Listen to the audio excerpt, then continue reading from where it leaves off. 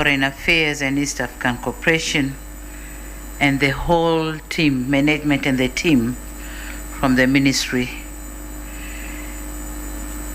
Ambassador Dr. Kusiluka, the Chief Secretary of the government, Principal Secretary, the President's Office, Majura Mahendega, Excellencies, Your Excellency Dr. Ahmad 𝒓𝒊𝒈𝒉𝒕𝒔, Ambassador of the Union of Comoros and the Dean of the Diplomatic Corps, Excellencies, heads of diplomatic missions and international organizations, and other members of the Diplomatic Corps, distinguished guests, members of the press, ladies and gentlemen, good morning. Excellencies, in the spirit of friendship, allow me to once again welcome you to the State House here in Chamwino, Dodoma, to our annual diplomatic gathering. I'm not sure if this time we call it a Shweri party or just a gathering. The first ever to be held here in our capital city. Thank you for honoring my invitation.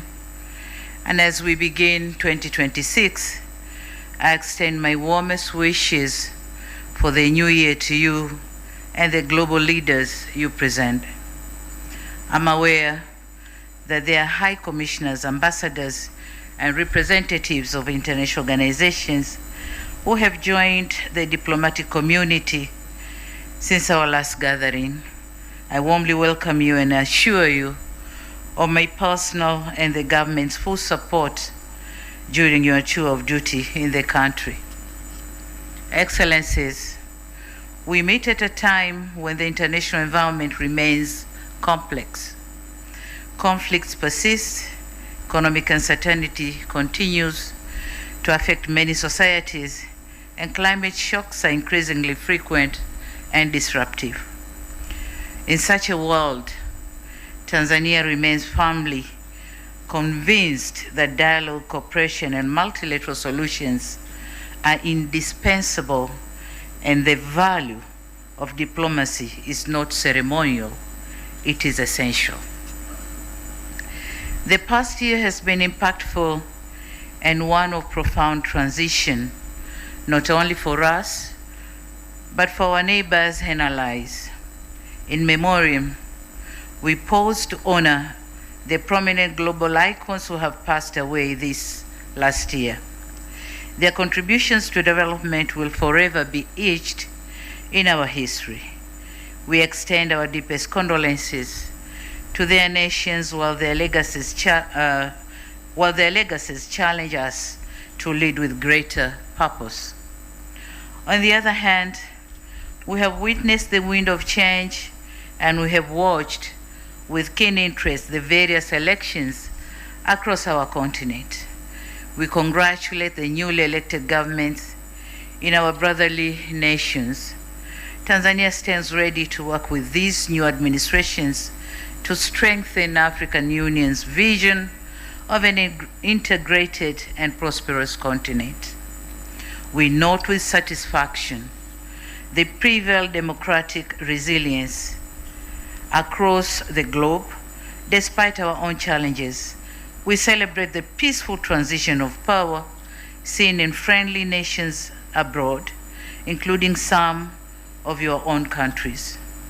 Their success provides us with a roadmap for our own institutional reforms.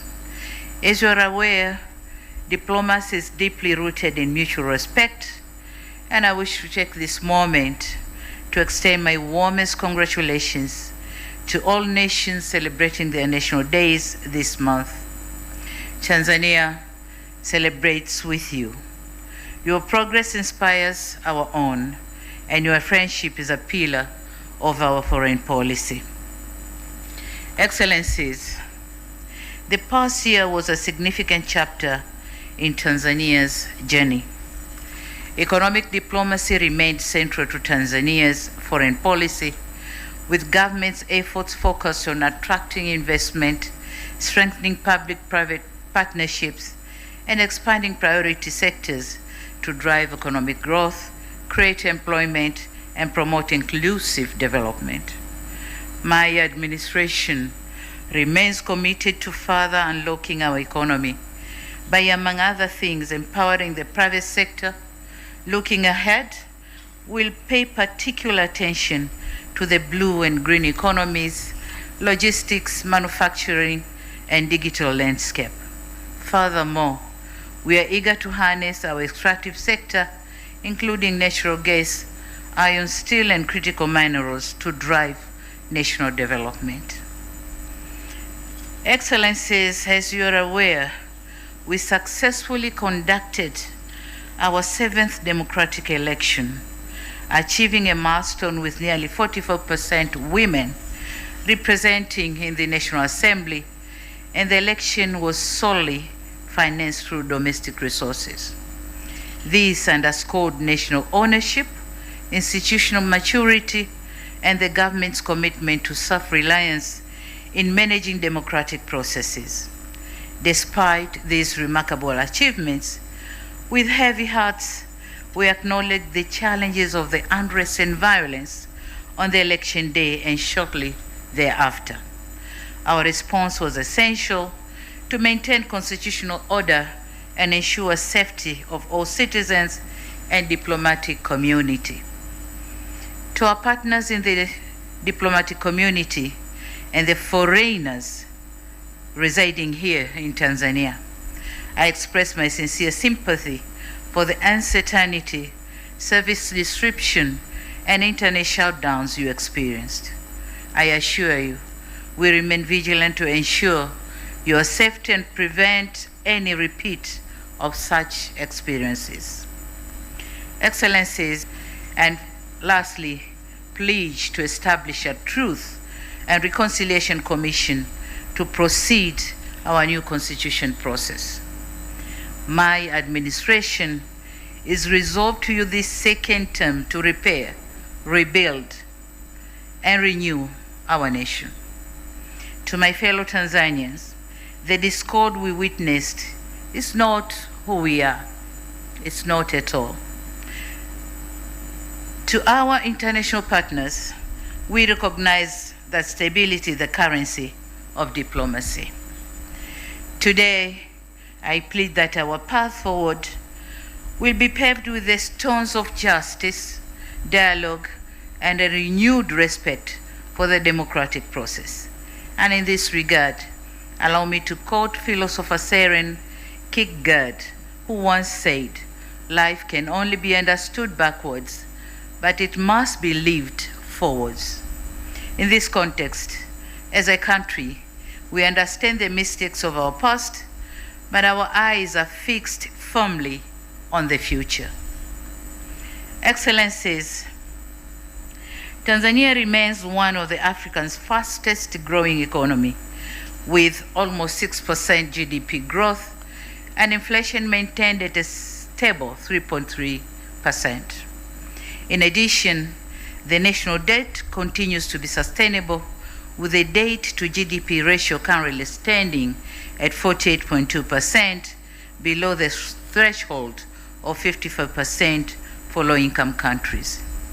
As for our capital markets, the Dar es Salaam Stock Exchange saw market capitalization rise by 34.3%, reaching billions of Tanzanian shilling, about 23,995 by year end. In addition, we have continued to enjoy favorable credit score, B1 from Moody and B+ from Fitch credit rating. This stable outlook signals investors' confidence, lower borrowing costs, and economic resilience, which marks a positive step in building international confidence and attracting more foreign direct investment. We endeavor to ensure continued governance reforms, reducing foreign currency shortages, and improving the tax to GDP ratio.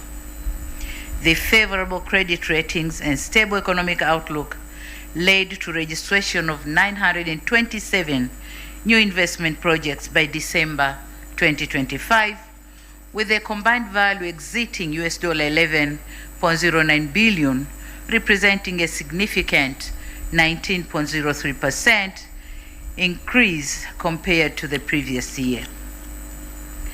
The registration of these projects in 2025 stands at the record of the highest number of projects registered in calendar year since the establishment of the Tanzania Promotion Agency, breaking the record of 905 projects last year.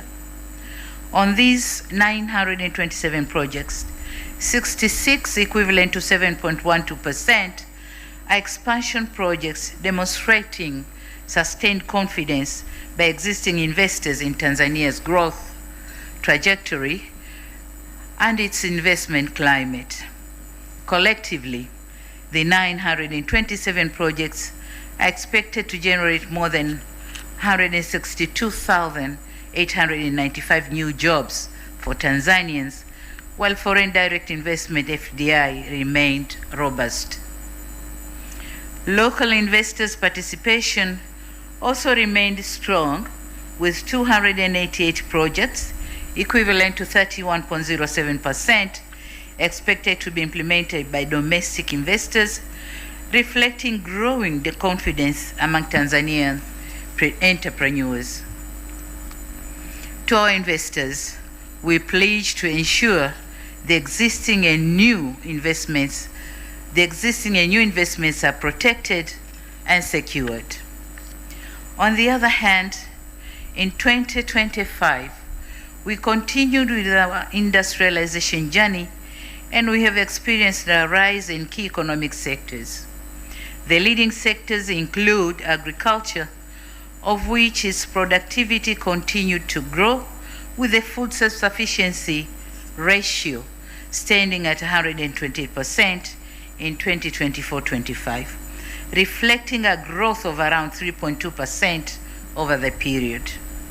In mining, we witnessed a further surge in activity, with mineral production increasing by 48.27% from 10.6 trillion in 2023-24 to 15.8 trillion in 24-25. The percent driven largely by gold, coal, building and industrial material. We are leveraging the 47.27% surge in mineral production witnessed in 2024-25 to bolster our national economic security. We now require large-scale miners to refine and sell at least 20% of their gold to the central bank to bolster our foreign reserves. We have also witnessed notable growth in the tourism sector, with receipts rising from $1.3 billion in 2021 up to $4 billion in third quarter of 2025. Furthermore, Tanzania was honored as the world's leading safari destination 2025 at the World Travel Awards, reaffirming our standing as a premier global destination for wildlife and nature-based tourism. This recognition attests to our strong commitment to conservation, high-quality service delivery, and suitable tourism development, while further strengthening investor and visitor confidence in Tanzania as a safe, attractive, and rewarding destination.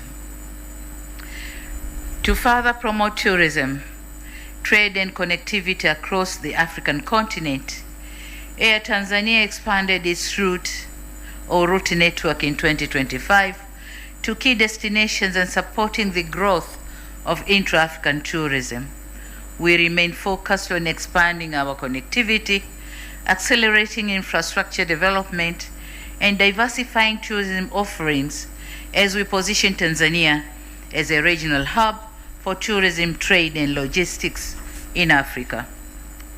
Excellencies, this year marks the launch of Tanzanian Development Vision 2050, or Dira 2050, aiming for double-digit economic expansion through productivity gains in agriculture and industrial value addition. In this regard, we will also prioritize new economic frontiers by unlocking the blue economy, green economy, logistics, and digital landscape.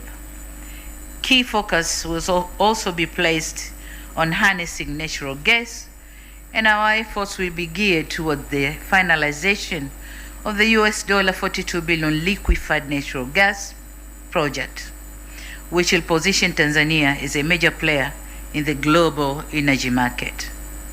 On the other hand, the country is building an enabling environment that will attract investment, innovation, and promote local value addition in the critical mineral sector. Our drive will be towards promoting responsible investment that power the technologies of tomorrow, support the global energy transition, industrial development, and ensure direct benefits for Tanzanians. We invite governments, private sector actors, and development agencies to come partner with us in this key sector. My government is committed to managing these resources responsibly, transparently, and inclusively. I note with great enthusiasm the recent G20 endorsement of the critical minerals agenda. Tanzania fully supports this initiative and stands ready to engage actively with international partners to ensure that these resources contribute both global clean technologies and inclusive growth at home. Excellencies, as we all know, to unlock the economy, we need to invest in key infrastructure projects. Work is still going on to ensure completion of the standard gauge railway and the East African crude oil pipeline, which is set for completion in July 2026. The completion of Julius Nyerere hydropower plant and the operationalization of the 𝒓𝒊𝒈𝒉𝒕 are not just engineering milestones, but engines of our new mineral economy. We are also putting a strong emphasis on value addition, export capacity, and job creation through the special economic zones by linking infrastructure and industrial ecosystems. Our message is clear. Tanzania is moving from exporting raw potential to exporting the value-added commodities. Within this strategy, ports and trade gateways play a critical role. Furthermore, we are advancing strategic projects, including Bagamoyo and its associated industrial ecosystem, not for prestige, but to unlock trade, industry, and competitiveness. Our infrastructure agenda is designed to serve Tanzania and the wider region as a platform for shared growth.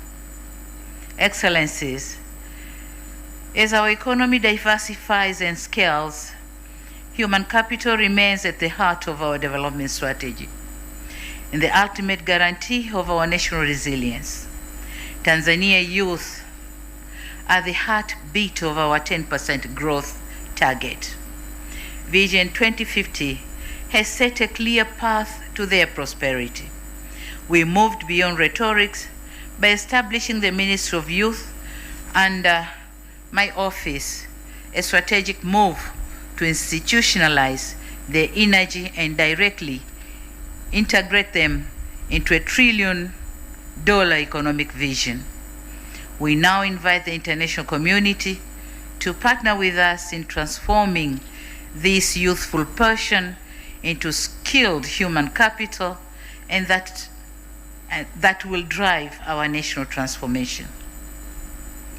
We are cognizant of the fact that a competitive economy is impossible without a healthy workforce in building a dynamic and a healthy human capital.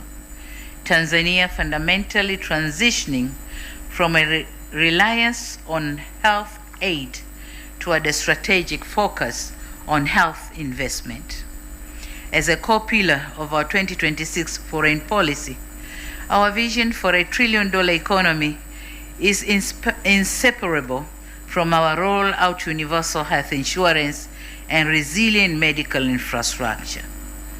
So I take this opportunity to invite the diplomatic community to move beyond traditional assistance and instead engaging with us in medical diplomacy by supporting our ambition to become a regional hub for specialized care.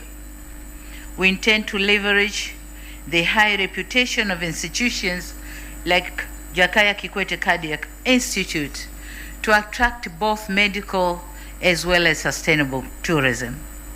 Simultaneously, I call for the facilitation of technology transfer to support our newly launched Pharmaceutical Investment Acceleration Program, which includes a Greenland fast-track approval system to attract investors and expedite decisions related to licensing, regulation, and other approvals.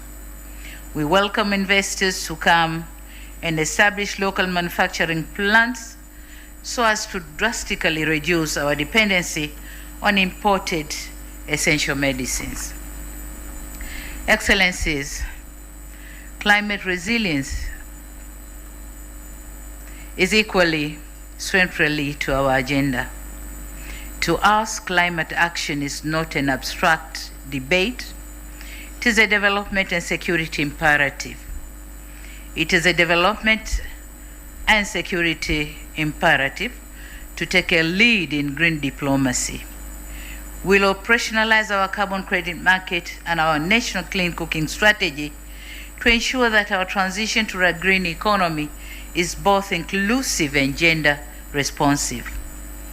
And so I invite you to join us in Greenland partnerships that move beyond pledged aid toward the actual transfer of climate-smart technologies and predictable financing. Tanzania is ready to serve as a global carbon sink and a renewable energy hub, but this must be partnership of mutual respect that protects our sovereignty while safeguarding our planet for the future generations. Excellencies, I note with satisfaction the great strides made in our bilateral ties with our various countries in the year 2025. We were privileged to undertake various high-level visits to your countries, and we also had the honor to welcome and host high-level dignitaries from your respective countries and across the world. Through these visits, we have significantly solidified and concretized our relations on areas of mutual interest. We will ensure effective implementation of the outcomes of these visits. More areas of cooperation are expected to emerge through the joint permanent commissions and joint cooperation commissions and other joint platforms. We value the partnership we have with your respective countries and organizations and appreciate the significant contribution in the implementation of our national development. Excellencies, allow me now to highlight key milestones we made with some of your countries. We remain grateful to the government of the People's Republic of China for the launch of the China-Zambia Prosperity Belt, the securing of the $1.4 billion of the revitalization of the historic 𝒓𝒊𝒈𝒉𝒕𝒔 Railway will not just honor the legacy of our two founding fathers, but position Tanzania as the primary logistics gateway to the entire SADC region. As we are modernizing this corridor, we invite more partners to join us in this prosperity belt where our geography, our youth, and our peace converge to be the modern and competitive Africa. On the other hand, we note with satisfaction our partnership with the Russian Federation through the Mantra Tanzania investment in the Mkuju River uranium project. This $1.2 billion investment aims to unlock one of the world's largest uranium deposits and move Tanzania beyond resource extraction to secure high-value technology and thousands of industrial jobs for our youth. As for our partners in the United States, our collaboration on $2.1 billion project of the Kabanga Nickel project is a shining example of our not business as usual approach to bilateral cooperation by moving towards a final investment decision this year. We are not just opening the mine, but launching a modern green industrial revolution. We value these partnerships for its commitment to domestic refining and value addition, ensuring our resources are converted into high-quality jobs and shared prosperity. This spirit of openness and shared prosperity is precisely why our diplomatic family continues to grow.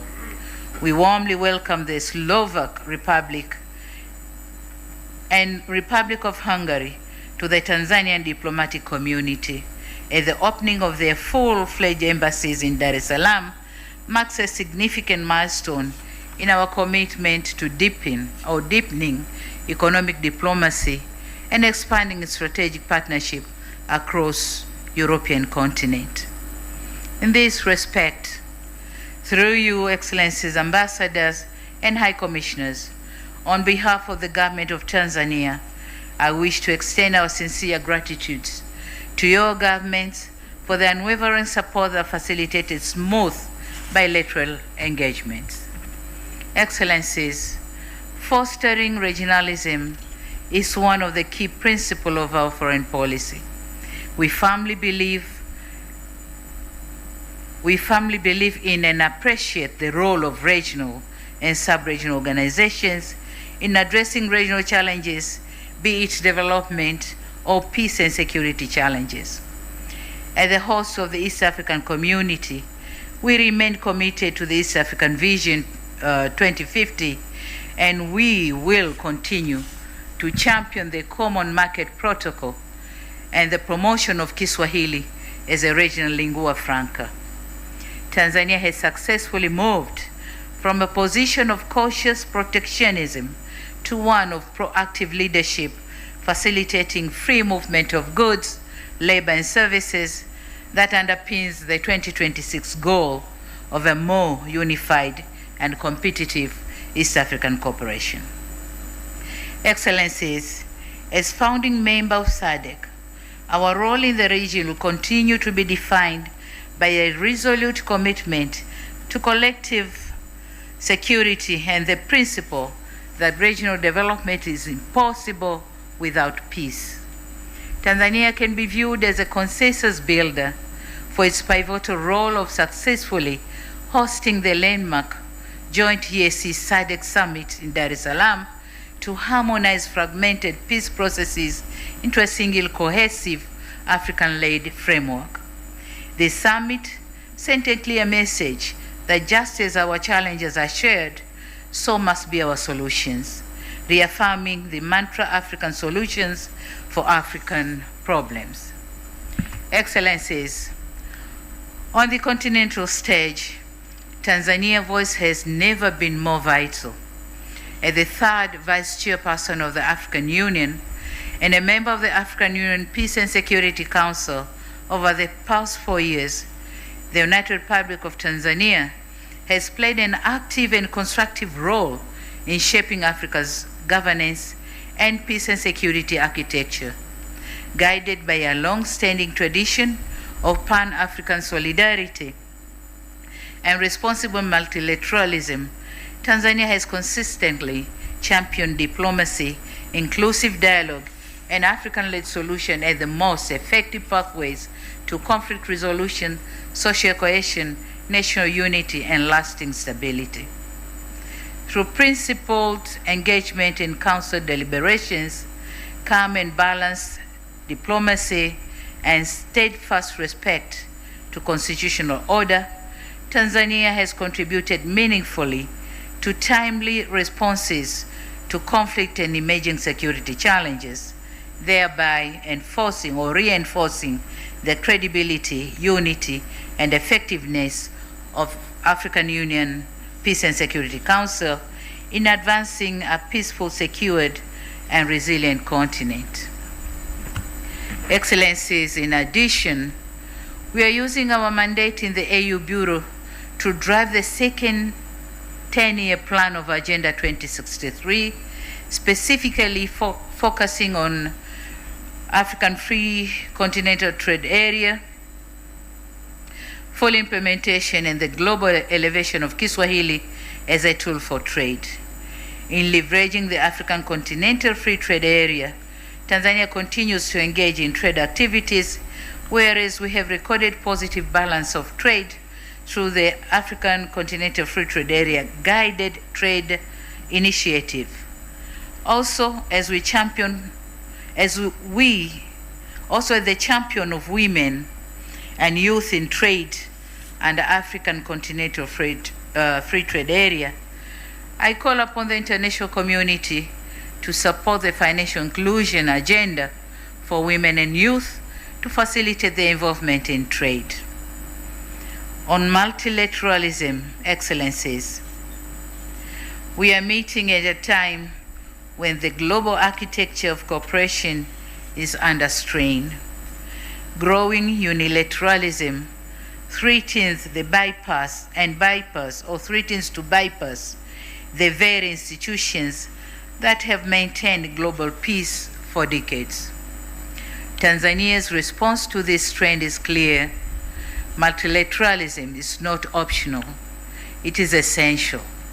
Tanzania's commitment to regionalism and multilateralism remains unshaken.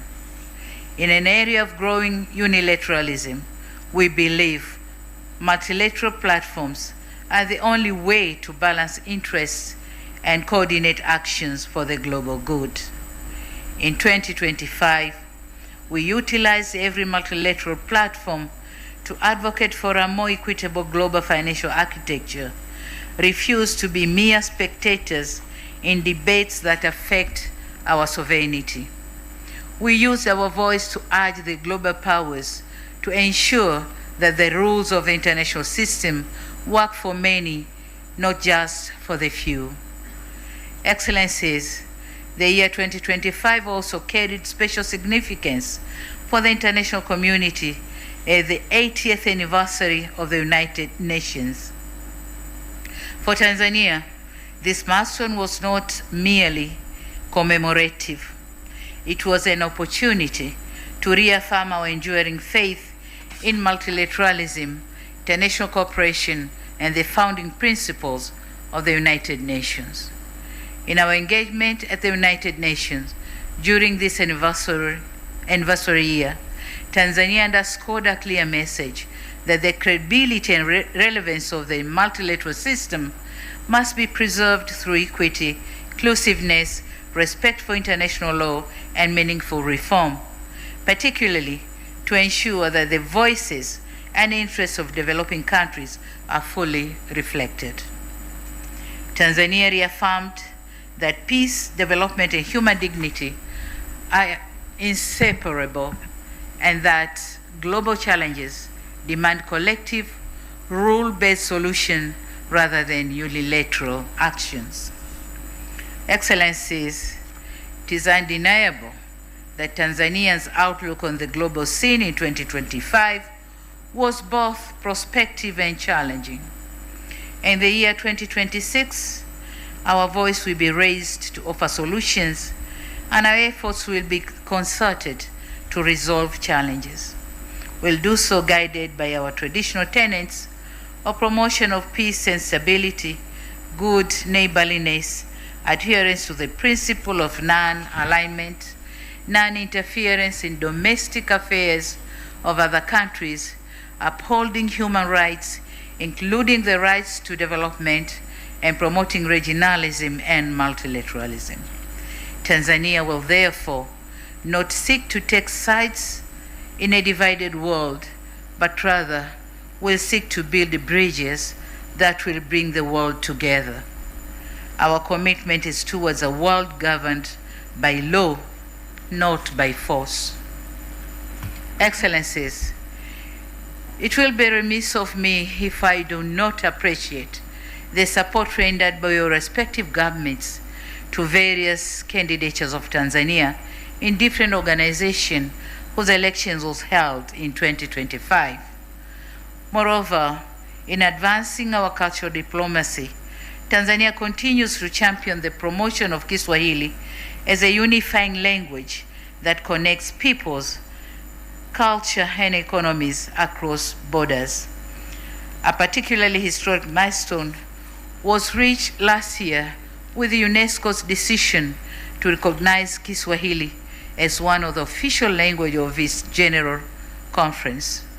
This decision of a profound importance, as it marks the very first time a language of African origin has been accorded such status at the organization's highest decision-making body. Thank you very much, UNESCO. In conclusion, Your Excellencies, Tanzania remains a friend for all. We are non-aligned but multi-engaged, bridging the global West concessional support or the global East infrastructure support.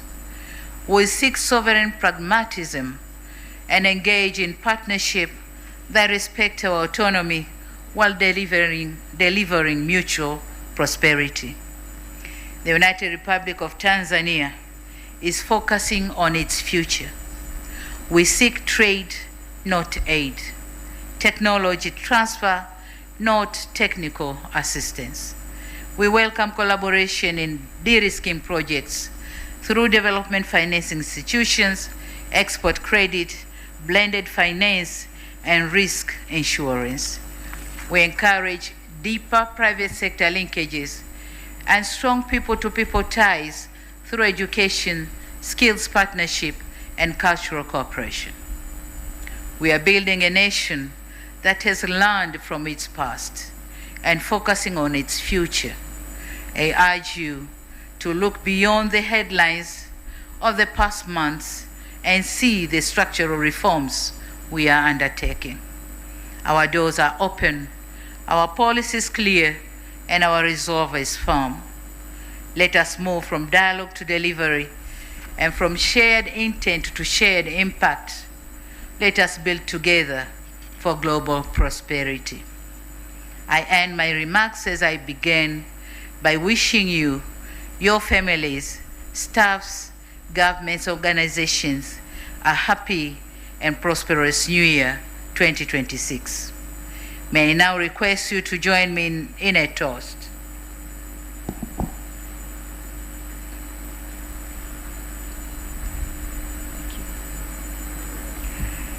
Let's toast for the continued peace and prosperity of the United Republic of Tanzania, for the strengthened friendship and cooperation between Tanzania and your countries and organizations, and for the continued well-being of all of us here present. Cheers and a Happy New Year. Thank you very much. Asante sana.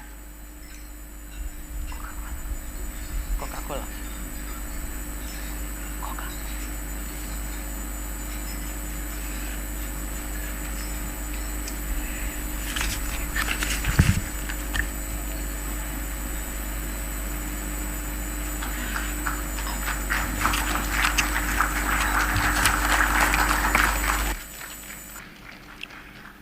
Thank you very much, Your Excellency, the President, for your leadership